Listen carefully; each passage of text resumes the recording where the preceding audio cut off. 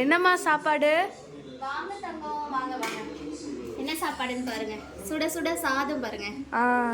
அப்புறம் வந்து நீங்க பருப்பு கடைஞ்சு கேட்டீங்கல்ல. ஆமா. அதனால உங்களுக்காக பாருங்க பருப்பு கடைஞ்சு நெய் போட்டு சாப்பிடலாம்.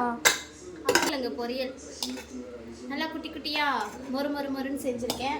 அப்புறம் இது வந்து கொஞ்சோண்டு காரக்குழம்பு, பருப்பு பத்தாதுல்ல, அதனால கொஞ்சமா காரக்குழம்பு இப்பதான் போட்டிருக்கேன் கூட்டி. சாப்பாடு போடலாமா? போடலாமே. சுட சுட சாதம். அதில் வந்து உங்களுக்கு பிடிச்ச உருளைக்கிழங்கு பொரியல், அப்புறம் வந்து பருப்பு கடையல். வந்து பருப்பு கடைஞ்சிருக்கேன் நல்லா. காஞ்ச மிளகாய், அப்புறம் சீரகம், பூண்டுலாம் தட்டி போட்டு நல்லா பருப்பு கடைஞ்சிருக்கேன். டேஸ்ட்டாக இருக்கும்.